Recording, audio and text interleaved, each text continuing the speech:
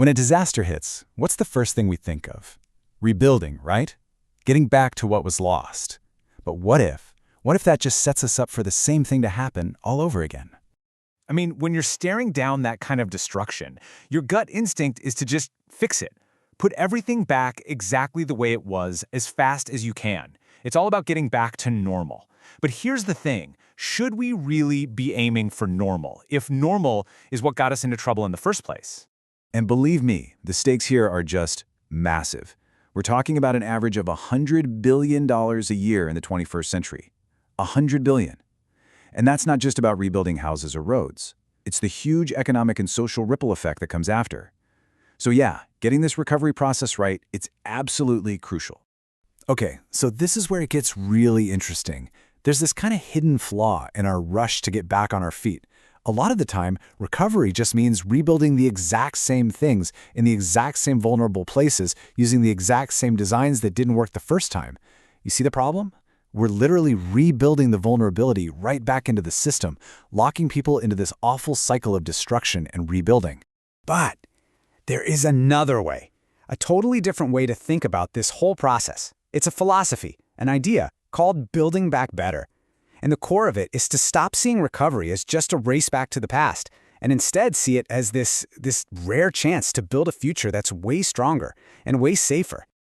So, what does building back better actually mean? Well, at its heart, it's about completely shifting the goal. Instead of just putting back what was there, the focus becomes actively reducing how vulnerable we are to the next disaster. And we're not just talking about stronger buildings. We're talking about making the whole community more resilient, socially, environmentally, and economically. All right, let's break this down. First up, let's talk about creating stronger places. This is all about how a community can completely rethink its physical layout, its infrastructure, its whole design. Okay, perfect example. Back in 2011, an absolutely catastrophic EF5 tornado tore through Joplin, Missouri. The scale of the tragedy was just immense. But what happened next is what's amazing. The city didn't just rebuild. No, they completely reimagined themselves. They took this moment of total devastation and turned it into an opportunity to reinvent their future. And just look at what they did. Instead of just slapping up the same old buildings, they kicked off this massive planning process that was led by the community itself. And the result?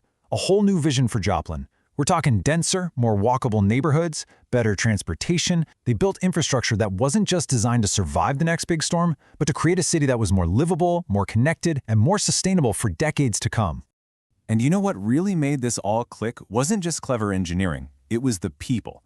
The city set up something called the Citizen Advisory Recovery Team, CART for short. This group made sure that the vision for the new Joplin came directly from the people who lived there. And that sense of shared ownership, that was the fuel that powered the whole incredible transformation. But look, building back better isn't just about concrete and steel, right? The second piece of this puzzle is about creating stronger people. It's all about nurturing that social fabric, the human connections that really hold a community together. Let's take a look at rural West Virginia in 2016. They were hit by these historic, devastating floods. I mean, homes that had been in the same family for generations were just gone. And the very fabric of these small, really tight-knit communities was in danger of being ripped apart for good. So in response, this really innovative project called Hope Village popped up. Now, a typical government buyout program would just pay people to move, scattering them everywhere. But this was different. This project was all about keeping people together. They built new, resilient homes on donated land right nearby. And the really cool part? The old, unsafe land was turned into a public park, so families could stay in their community and still have that connection to their generational land. Just brilliant. But here's where the story gets a bit more complicated. Even with incredible projects like Hope Village, Greenbrier County as a whole still lost more than 7% of its population in the 5 years after the flood. And that just goes to show you what a huge challenge this is. Even when you do things right, a single disaster can just accelerate these longer-term trends, making that fight to keep a community together a real uphill battle. So when we look at these really powerful examples, what are the big takeaways? What are the key lessons for the future? How can any community take these ideas and use them to build a more resilient path forward?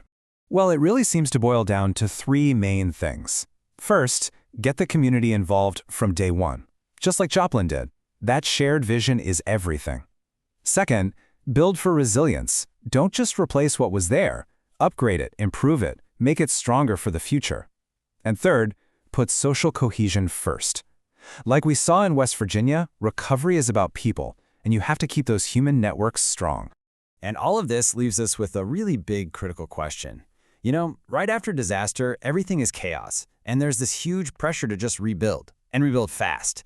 So how do you balance that immediate need with the much slower, more careful work of planning for a future that's actually sustainable and resilient? Yeah, there's no easy answer to that one. But just understanding that trade-off, that's probably the most important first step to truly building back better.